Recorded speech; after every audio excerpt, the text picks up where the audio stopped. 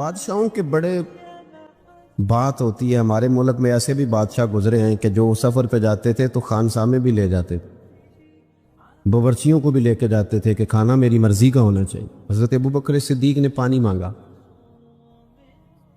امیر المومنین, تو صحابہ نے نا شہد ملا پانی پیش کیا. کوئی اتنی لمبی بات تو نہیں, لیکن صدیق اکبر رو ہی پڑے, اور اتنا روئے کہ ہجکیاں بن گئیں. لوگ کہتے ہیں پتہ نہیں تھا کس بات پہ رو رہے ہیں, پر ہم بھی رو پڑے. حضور آپ کیوں روتے ہیں؟ تو آپ فرمانے لگے یار مجھے آسانیوں میں مبتلا کرنے لگے ہو, مجھے ان دنیا کی لذات میں الجھانے لگے ہو. میں حضور کی بارگاہ میں بیٹھا تھا تو اللہ کے رسول فرما رہے تھے پیچھے ہٹ جا, پیچھے ہٹ جا, پیچھے ہٹ جا. میں نے پوچھا حضور آپ کس کو کہہ رہے؟ تو حضور فرمانے لگے دنیا میرے پاس آئی تھی, وہ قریب کرنا چاہتی تھی مجھے, تو میں نے اسے کہا پیچھے ہٹ جا, میرے نیڑے نہ آنا, دور ہٹ جا. وہ ہٹ تو گئی ہے پر جاتی دفعہ کہہ گئی ہے سونیا آپ تو بچ گئے ہیں, پر آپ کے بعد والے کیسے بچے؟ تو مجھے سینے سے لگا لے, گلے سے لگا لے, مقصد اپنا سمجھے, اعمال کا حسن پیدا کرے. اگر انسان کا مقصود مال کمانا ہے تو اگر مال مل گیا تو اس کے بعد پھر کیا کرے گا؟ کسی نے طے کر لیا تھا کہ بہت بڑی گاڑی اور بہت بڑا بنگلہ مجھے چاہیے, تو وہ بنگلہ اسے مل گیا, گاڑی آ گئی. اب تو مقاصد کیونکہ طے نہیں ہوتے, تو جو چیز انسان چھوٹا سا مقصد طے کرتا ہے وہ اسے حاصل ہو جاتا ہے. میں نے ملک سے باہر جانا ہے, گھر سیٹ کرنا ہے, ساتھ والا پلاٹ لینا ہے, ہو گیا سارا کچھ. تو اب وہ پھر انسان بے چین ہو جاتا ہے, پریشان رہتا ہے, کہتا ہے سمجھ نہیں آتی مطلب مقصود کیا ہے.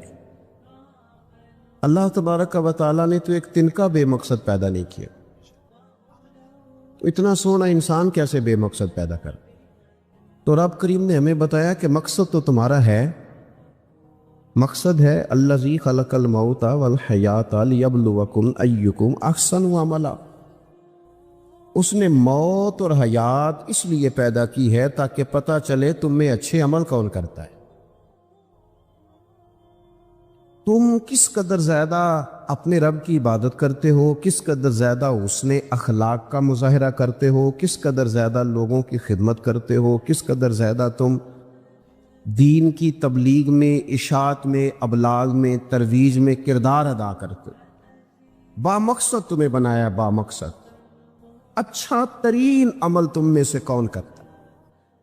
اس لیے موت اور حیات پیدا کی تھی کہ تم نے ستھرے سے ستھرے اعمال, بہتر سے بہتر کردار, اعلیٰ سے اعلیٰ تمہارا انداز زندگی.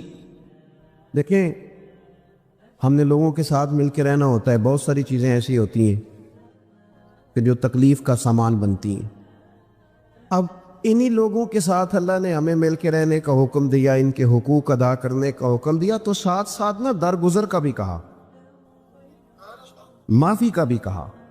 جب انسان معافی کر دینے والا ہو جاتا ہے, درگزر والا ہو جاتا ہے, تو پھر وہ بڑا ہو جاتا ہے, بڑے دل والا ہو جاتا ہے, بڑے حوصلے والا ہو جاتا ہے, بڑے ضرب والا ہو جاتا ہے, اس کی زندگی حسین ہوتی. تو یہاں آئے تھے کچھ کام کرنے. وہ جو ہم نے مقصود بنائے تھے نا, مطلب اچھے کپڑے, اچھی دنیا داری, اچھی گاڑی, اچھا موبائل سیٹ, وہ چونکہ مقصود نہیں تھا تو ان چیزوں کے حصول کے باوجود بھی لوگ پریشان ہیں. مقصود یہ تھا کہ بہترین عمل, سونا عمل, اعلیٰ ترین عمل. میرے رسول پاک صلی اللہ علیہ وسلم کے غلاموں نے نا وہ عمل کر کے دکھایا. اعلیٰ ترین مزاج رکھتے تھے اور اعلیٰ ترین خدمت, یعنی لوگ ان کا کردار دیکھ کے نا, کردار اور عمل دیکھ کے, ہم تو لمبی تقریریں کرتے ہیں, باتیں کرتے ہیں, بڑا کچھ بتانا پڑتا ہے, لیکن وہ بس تھوڑا سا نا لوگ ان کے پاس اٹھتے بیٹھتے تھے, آتے جاتے. اتنی دوڑ ہے کہ آگے بڑھ کے اور لینا ہے, اور لینا ہے, عالمی مزید کا رٹا. وہ سمجھ گئے ہم نہ اڑے ہوئے. بہت سارے لوگ ایسے ہیں جنہیں صحیح بات کا پتہ چل گیا ہے, وہ فیصلہ کرنے میں دیر کر رہے ہیں. انہیں سمجھ آ گئی ہے کہ بہتر یہی ہے کہ میں وقت پہ مسجد آیا کروں. انہیں سمجھ آ گئی ہے بہتر یہ ہے کہ سویرے اٹھ کے نا واٹس ایپ بعد میں دیکھوں, پہلے قرآن پاک کی زیارت کر لیا کب. سمجھ انہیں ہے، سمجھ ہے کہ باتیں زیادہ کرنے سے بہتر ہے درود و سلام زیادہ پڑھا جائے، پتہ انہیں ہے، فیصلہ ہی نہیں کر رہے، ارادہ نہیں بنا رہے، توجہ نہیں کر رہے۔ جب بہت زیادہ بندہ دنیا داری میں الجھ جاتا ہے نا، بہت زیادہ، آسانیاں تو بندے کو جینے نہیں دیتی۔ پہلے انسان کہتا ہے کہ موٹر سائیکل ہو جائے نا تو چلو سفر آسان ہوگا، پھر موٹر سائیکل کہتا ہے ٹائر 2 ہیں، 4 ٹائروں والی ہو نا، چلو مہران ہی ہو جائے خیر ہے، لیکن مہران میں بیٹھتے ہی اسے خیال آتا ہے کہ اس کی تو سیٹیں تانگ ہیں، پھر اس سے بڑی گاڑی چاہیے۔ یہ روز دوڑ ہے، بان فقیروں کسے نہیں ماریا، اے ہوئی چور اندر دا، یہ دوڑ ہے، یہ ختم۔ حضرت ابوبکر صدیق رضی اللہ تعالیٰ عنہ امیر تھے، ہمیں تو نا جی ایک سے ایک کھانا، اور آج یہ نہیں کھانا، آج میری مرضی کا کھانا، یہ میری مرضی کا، یہ میرے بچے کی مرضی کا، یہ فلانے کی مرضی کا، وہ خواہشات کا انبار۔ اور نفس بچے کی طرح ہوتا ہے، خواہش پوری کرو تو فوراً ہی دوسری بھی بتا دیتا ہے، دوسری پوری کرو تو تیسری کی بھی خبر دے دیتا ہے۔ ہم نا چونکہ الجھ جاتے ہیں، پھر وہ الجھاؤ ہمیں باہر نہیں نکلنے دیتا۔ اگر تھوڑا تھوڑا کر کے، میرا مطلب یہ ہے کہ زندہ رہنے کے لیے روٹی کھانی ہے نا، مثلا روٹی کا لطف کتنی دیر ہوتا ہے، جتنی دیر منہ میں چباتے ہیں، اس کے بعد ختم۔ تو کپڑا تو پہننا تھا بدن چھپانے کے لیے، اس میں وہ کدھر سے آ گئی ساری کہانیاں جو آج بن گئی ہیں، بن گئی۔ اور اتنے میں نے عجیب و غریب نظام دیکھا ہے کہ نوجوان ہے، اچھا بلا سیانا آدمی، کپڑے اس نے تازے سلوائے ہیں، اور 99 لوگوں نے کہا صحیح لگ رہا ہے، تو صرف ایک نے کہا نہیں ٹھیک لگ رہا، وہ پریشان ہو جاتا ہے کہ تب اس کا کچھ کروں۔ کیوں؟ اس لیے کہ یہی سارا مقصود سمجھ لیا ہے، کپڑے پہننا، اسی میں الجھ جانا۔ میں اکثر دوستوں سے کہتا ہوں، میں خود کسی دوسرے کی بات نہیں کرتا، بہت زیادہ عمر نہیں میری، میں خود جایا کرتا تھا، شادی کوئی آ گئی تو 2-3 دن پہلے ابا جی کہتے تھے پرانے جوتے کچھ گنڈوا لا، کچھ پالش کرا لا، توڑے میں ڈال کے جانا موچی کے پاس، اس نے کچھ سیٹ کر دینے۔ اب کہاں رہ گیا جی یہ کام، چھٹی نہیں ہو گئی، اب کون سا ایسا سلسلہ ہے؟ وہ جو کہیں سے کپڑا تھوڑا پھٹ جاتا تھا نا، تو اماں اس کو اس طرح پیوند کراتی تھی کہ ڈیزائن بھی بن جاتا تھا اور کام بھی چل جاتا۔ کدھر گیا وہ دور؟ لیکن تکلیف دیکھ لیں، آج پہلے سے زیادہ ہے، لڑائی پہلے سے زیادہ ہے، آزمائش پہلے سے زیادہ ہے۔ کیوں؟ جتنی بھی خواہشات آپ بڑھاتے جائیں گے نا، مقصد فوت ہوتا جائے گا۔ جتنی مقصود سفر کرنا ہے، گاڑی دکھانا تو مقصود نہیں نا، لیکن ہمیں وہ والی گاڑی چاہیے کہ لوگ ایک دفعہ انگلی منہ میں ڈالیں کہ وہ اس گاڑی پہ بیٹھا ہوا ہے۔ ہم مقصد سے پیچھے ہٹیں گے جب، پھر تکلیف میں آئیں گے، پھر آزمائش۔ زندگی میں ہم نے جو چیزیں مینج کی ہیں وہ ساری دوسروں کے لیے ہیں، ہمارے لیے کوئی شے بھی نہیں۔ ولیمے پہ گئے تاکہ برادری راضی ہو جائے، تعزیت کے لیے گئے تاکہ محلہ راضی ہو جائے، فلانا کام کیا تاکہ لوگ جو ہیں وہ میرے حق میں ہو جائے۔ ساری زندگی دوسروں کے لیے جی کے گزار دی، اور آپ نے 99 نیکیاں کی، ایک خامی آئی تو لوگ تو وہ تھے جو پھر بگڑ گئے۔ بہتر نہیں بندہ رب کو ہی راضی کرے۔ واللہ ورسولہ احق ان یرضوا، اللہ اور اس کے رسول کا زیادہ حق ہے کہ انہیں راضی کیا جائے، ان کا زیادہ حق۔ اپنی زندگی میں معاملات کو ترتیب دیں، ایک مخصوص ذہن بنائیں، اتنا سویرے قرآن شریف پڑھنا ہے، اتنا درود پاک، اور یہ راز ہو ہمارا اور ہمارے رب کا، یہ راز ہو، اتنی دیر مصلی پہ بیٹھنا ہے۔ میرے ایک دوست ہے ڈاکٹر صاحب، میں بیٹھا تھا تو وہ ایک شخص کو کہہ رہے تھے تیرے دل میں کچھ باتیں ہیں نکال دے تاکہ تیری ٹینشن ریلیز ہو جائے، تیری صحت ٹھیک ہو جائے گی۔ تو بندہ کہہ رہا تھا اچھا ٹھیک ہے ڈاکٹر صاحب۔ تو میں نے کہا کہ اگر آپ اجازت دیں تو ایک بات میں بھی کر لوں؟ نے کہا آپ بھی کر لیں۔ تو میں نے کہا ڈاکٹر صاحب کچھ دکھ بڑے ذاتی اور نجی ہوتے ہیں، بندہ کسی کے سامنے کہہ ہی نہیں سکتا،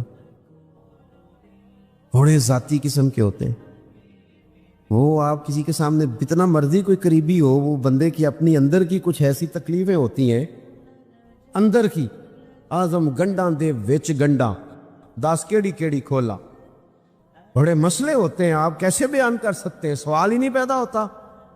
تو کہنے لگا پیر صاحب حال تو ہوگا نا؟ میں نے کہا بالکل ہے، ہمیں ہمارے دین نے دعا سکھائی ہے، جو کسی سے نہیں کہہ سکتے وہ اپنے رب سے کہہ دو۔ اللہ کے حضور عرض کر دو، کشکول طلب دراز کر کے کہہ دو مالک یہاں پریشان ہوں، وہ بڑا کریم ہے، عطا بھی کرے گا اور پردہ پوشی بھی فرمائے گا۔ اپنے اللہ کے ساتھ اپنا تعلق مضبوط کرے، اپنی زندگی میں حسن اعمال کا پیدا کرے، اعمال کا، کہانیوں کا نہیں، باتوں کا نہیں، تصویروں کا نہیں،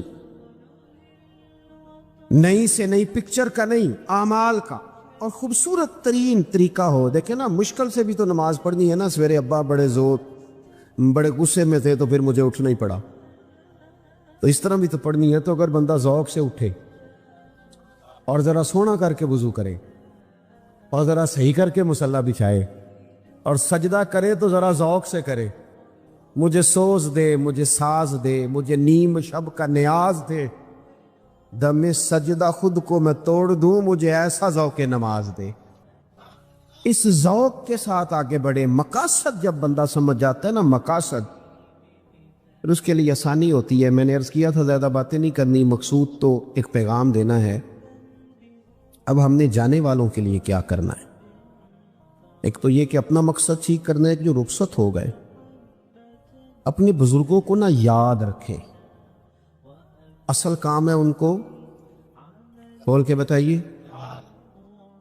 سال کے بعد ختم، بڑی اچھی بات ہے، سسماہی، ششماہی، سیماہی سب ٹھیک ہے، ان کو یاد رکھیں۔ حضور نہ یاد رکھتے تھے، اپنی والدہ کا ذکر کرتے، اپنے والد کی بات کرتے، اپنے دادا کا ذکر کرتے۔ اپنے جانے سیدہ خدیجہ الکبریٰ رضی اللہ تعالیٰ عنہ وصال کر گئیں تو حضرت عائشہ کہتی ہیں حضور اکثر گھر میں ان کا ذکر کریں۔ اپنے بزرگوں کو یاد رکھیں، ان کا ذکر کریں، ان کو نا، والد کے لیے نا والد ہونا شرط ہے، پی ایچ ڈی ہونا شرط نہیں۔ والد کے لیے والد ہونا شرط ہے، مفتی ہونا شرط۔ والد ان پڑھ بھی ہو تو بچے کو سمجھانے کا سلیقہ سے اللہ اسے عطا کاری دیتا ہے۔ ماں بالکل ان پڑھ بھی ہو تو بچوں کو سمجھانے کا طریقہ اللہ اسے ان سے سیکھے۔ میرے والدہ اور والدہ دونوں اپنا نام نہیں لکھ سکتے تھے، تو میں اپنے دوستوں سے کہتا ہوں مجھے کبھی موقع ملے تو میں کئی جلدوں میں کتاب لکھ سکتا ہوں اپنے ماں باپ، اس لیے کہ وہ جو ہمیں سکھا گئے، جو بتا گئے، وہ انہی کا خاصہ تھا۔ تو اپنے ایک تو جانے والوں کو یاد رکھیں، دوسرا ان کے لیے دعا کرے تو درد سے کرے، سنی کر کے کرے، صحیح کر کے کرے، اکیلے بیٹھ کے کرے۔ دعا کا سب سے زیادہ تعلق آپ کے دل کی آواز کے ساتھ ہوتا ہے، اور جس طرز میں حضور نے ہمیں حدیث سکھائی ہے نا، اس رنگ میں کبھی آپ حدیث کو سیکھیں، سمجھے نا۔ حضور فرماتے ہیں جس طرح دریا میں ڈوبنے والا سہارا تلاش کرتا، دریا میں اسے کتنی کو جلدی ہوتی ہے، غوطے لگ رہے ہوتے ہیں، وہ اس طرح کا نہیں ہوتا کہ میں عصر کی نماز کے بعد پھر آؤں گا تجھے نکالنے، اس طرح تو نہیں نہ ہوتا۔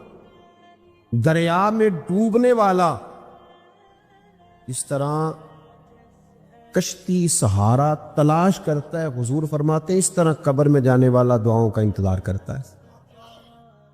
آپ نے دیر کر دی دعا مانگنے میں، ختم دلانے میں دیر کر دی، کت صبح و شام ہمہ وقت دعا۔ ابھی آپ آیتیں سن رہے تھے سورہ ابراہیم کی، اللہ نے نماز میں رکھ دی، ربنا اغفر لی وَلِوَالِدَيَّ وَلِلْمُؤْمِنِينَ يَوْمَ يَقُومُ الْحِسَابِ۔ ایک تو انہیں یاد رکھیں، خوب دعا کریں، اور دوسرا کوشش کریں کہ وہ جو نیکیاں کرتے تھے وہ نیکیاں بھی جاری رہیں، جن لوگوں سے ان کا اچھا تعلق تھا وہ تعلق بھی قائم رہے۔ یہ بھی کوشش کریں کہ ان کے لیے صدقات و خیرات کریں، اور قیمتی صدقہ دے۔ قیمتی، میں بات ختم کرنے لگا ہوں، بس قیمتی صدقہ دے، قیمتی۔ 15 تولے سونا گھر میں پڑا ہوتا ہے، قیمتی ہوتا ہے نا۔ کبھی کسی نے چوک میں بتایا آ کے کہ آج 15 تولے سونا میرے گھر میں پڑا ہے، بولو نا، لگتا ہے تو 10 چھڑنا ہے۔ اگر گھر میں 50 لاکھ روپے کیش پڑا ہو تو چوک میں گلی میں آ کے آپ بات کریں کہ گھر میں پیسے پڑے ہیں، کیوں؟ کہ وہ قیمتی ہیں، کوئی لے نہ لے۔ تو یہ جو 5000 مسجد دیکھ کے سارے محلے کو بتاتے ہو، یہ بھی صدقہ تھا، یہ بڑا قیمتی چیز تھی، یہ بتانے والا نہیں تھا، یہ تو نیکی تو قیمتی تھی۔ قیمتی چیز جو ہوتی ہے وہ تو چھپائی جاتی ہے کہ بتائی جاتی ہے۔ یہ جو بیٹیاں ہیں نا اسلام کی، مائیں بہنیں، یہ قیمتی ہیں، اس لیے اسلام انہیں کہتا ہے تم گلیوں اور چوکوں میں آنے والی نہیں، قیمتی چیزیں گھر کے اندر رہا کرتی ہیں۔ تم قیمتی چیزیں ہو، تمہارا وجود قیمتی ہے، تم کبھی ماں ہو، کبھی بیٹی ہو، کبھی بہن ہو، کبھی بیوی ہو، قیمتی ہو۔ اس لیے تمہیں اسلام کہتا ہے کہ گھر کے اندر رہو گی تو تمہاری قیمت رہے گی۔ کچھ چیزیں ایسی ہیں جو چوکوں میں گلیوں میں پھیل جائے تو ان کی قیمت نہیں رہتی، اس لیے تمہیں کہا جاتا ہے کہ گھر میں رہو۔ یہ جو تمہیں چوکوں میں لاتے ہیں یہ تمہیں بے وقت کرنا چاہتے ہیں، بے قیمت کرنا چاہتے ہیں۔ انسان تھوڑی دیر کے لیے، اگر تھوڑی دیر کے لیے غور کرے تو بڑے بڑے جانور انسان سے بڑے طاقتور ہیں، لیکن اللہ نے ان کی نکیل انسان کے ہاتھ میں تھما دی۔ اتنا بڑا جہاز ہے، ٹنوں وزن لے کے چل رہا ہے، انسان کے بس کی بات نہیں کہ وہ کئی لوگ لگ کے بھی اس کو اٹھا سکے، لیکن اللہ نے اس کے قبضہ و اختیار میں کر دیا ہے۔ فرمایا هو الذی خلق لکم ما فی الارض جمیعا، زمین میں جو کچھ ہے سارا تیرے لیے بنایا ہے، آسمان میں جو ہے سارا تیرے لیے بنایا ہے۔ وما خلقت الجن والانس الا لیعبدون، فرمایا کل کائنات میں نے تیرے لیے بنائی ہے اور تجھے میں نے اپنی عبادت کے لیے پیدا فرمایا۔ تو جنوں اور انسانوں کو اللہ نے اپنی عبادت کے لیے تخلیق فرمایا۔ مقصد زندگی، مقصد تخلیق، دنیا میں آنے کا مقصد اولین اور مقصد آخری اللہ کی عبادت، اللہ کی معرفت، اللہ کی طرف توجہ، اللہ کی طرف رجوع، یہی ایک مقصد تھا انسان کے آنے کا۔ اسی کو قرآن نے بیان کیا تھا۔ اپنے اپنے مقاصد، حضرت موسیٰ کلیم اللہ علیہ السلام، ایک دفعہ کہا گیا کہ بستی میں جو سب سے نیک آدمی ہے وہ ڈھونڈ کے لائیں، تو اب جسے حضرت موسیٰ نیک کہیں گے وہ کتنا کو نیک ہوگا؟ پوری بستی میں سے نیک آدمی تلاش، مکتوبات 2 صدی میں صوفیہ اس کو لکھتے ہیں، کہتے ہیں وہ سب سے نیک آدمی ڈھونڈ کے حضرت موسیٰ علیہ السلام لائے۔ اب کہا گیا اس کے ذمے لگائیں، حضرت موسیٰ نے اس کے ذمے لگایا کہ بستی میں سب سے گناہگار بندہ ڈھونڈ کے لاؤ۔ نیک آدمی کے ذمے لگایا کہ سب سے، میرا خیال ہے یہ میرے ذمے لگتا تو 2 بندے نیک بچنے تھے، ایک جو میرے پیچھے ہاتھ باندھ کے چلتا ہے، باقی سارے گناہگار تھے۔ جو میری ہاں میں ہاں نہ ملا ہے، آپ ناراض نہ ہونا، آج کل لوگ حق پرست نہیں ہوتے، گروہ پرست ہوتے، اپنے اپنے گروہ کو سپورٹ کرتے ہیں، حق کو نہیں۔ معاذ اللہ ثم معاذ۔ حضرت کلیم علیہ السلام نے اس سے کہا کہ تو گناہگار کو ڈھونڈ کے لا، تو وہ کہنے لگا حضور مشکل کام ہے، میں نے وہ اینک لگائی نہیں جس سے لوگوں کے گناہ نظر آئے۔ فرمایا نہیں، بس کہ کوئی پیار کی بات ہے میں تجھے کہتا ہوں۔ تو اس بندے نے نظر ڈالی اور کہا مجھے 3 دن کی مہلت دے، میں ڈھونڈ کے لاتا ہوں۔ 3 دنوں کے بعد مقررہ وقت پر وہ بندہ ڈھونڈ کے کسے لایا؟ اپنے گلے میں رسی تھا، حضرت موسیٰ کے ہاتھ میں تھما، تڑپ کے رویا، کہنے لگا حضور کچھ لوگ مجھے گناہگار محسوس ہوئے تھے اور ان کے گناہوں کا صرف شک تھا، اپنا مجھے پاک ہے۔ لوگوں کی غلطیوں کا صرف شک تھا، اپنا مجھے پاک ہے، مجھے پتہ ہے، پتہ سارا ہے سردار نو کیتیاں دا، من نانم کے من دانم، جو میں ہوں میں جانتا ہوں، مجھے اپنی خطاؤں کا پتہ ہے، مہربانی کرے میں ہی گناہگار ہوں۔ تو حضرت کلیم فرمانے لگے اب سمجھ آئی ہے تجھے اللہ نے کیوں شان عطا فرمائی؟ میرے بھائیوں، اچھی صحبتیں، اچھی سنگتیں، اچھے لوگ۔ میں تھوڑی دیر پہلے ایک جگہ پہ عرض کر رہا تھا، لوگ کہتے ہیں پیر بڑے جعلی ہیں، تو میں کہتا ہوں کوئی مجھ سے ناراض نہ ہو جائے تو مرید بھی بڑے جعلی ہیں۔ ہوئے انہیں ناراض اللہ، میں پہلا گزارش کی تھی نہ ہویا جی، مرید بھی بڑے، ہاں ناراض نہ ہونا۔ اگر کوئی تگڑا پیر سمجھ کے مرید ہو گئے ہو تو جعلی مرید ہو، ہاں اگر کسی سیاسی بیس پہ بیعت ہو گئے ہو تو جعلی مرید ہو۔ مرید بھی جعلی کیوں؟ کہ تو اس لیے مرید ہو گیا ہے